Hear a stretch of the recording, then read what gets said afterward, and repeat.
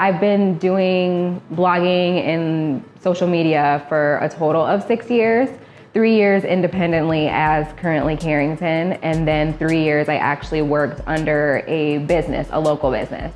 I did their social media and blogging, and that was in 2012 when I did that. And I did have a break, like in between, just from moving and like having a baby and all that stuff too. When I decided to get into blogging independently as myself, it was just probably a little bit more seamless because I wasn't blogging under somebody else's voice, but more so on my own.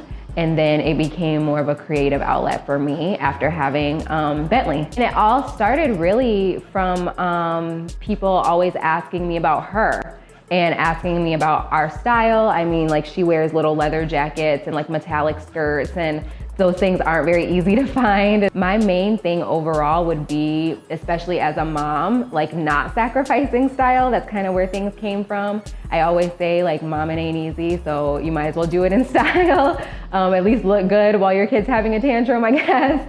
I actually just got this camera in the mail last week. So that was my really, I feel like major investment recently. But a lot of it is really just using what you have. I mean, I'll even hear photographers sometimes say a lot of people who follow somebody on social media aren't really like looking to like, oh, are they using a DSLR or are they using their iPhone? Like sometimes they don't really know the difference. So don't put a lot of stock into, I have to have this and everything needs to be so pretty in the beginning. As a smaller, like I guess considered a micro influencer, like I have almost 4,000 followers on Instagram, and then like a larger reach like over all of my platforms. But I've been able to make, like 4 figures from different sponsorships that I've done and worked with bigger businesses. And a lot of people would think on paper, like, well, you don't have the following to really back that up. But a lot of businesses are more so looking at the value of the content instead of the following. When you think more so about, okay, what value am I bringing? That's when you can attach,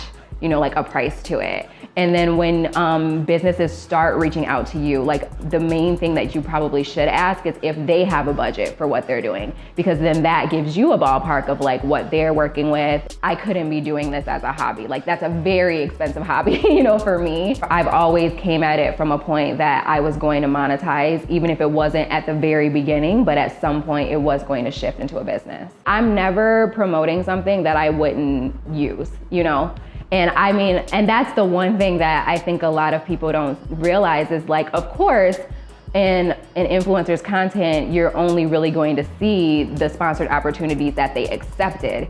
You're not gonna hear about the sponsored opportunities that we passed up. If you really wanna grow and you wanna grow authentically and organically, you collaborate, whether that is with a local business, whether that is with another influencer or another entrepreneur in the area, but that's what adds the extra layer of like transparency and authenticity to your content. I have done collaborations with Marie Lamode locally, and with her, the value that I try to bring to her content is I will take one piece of hers and style it like up to 5 ways.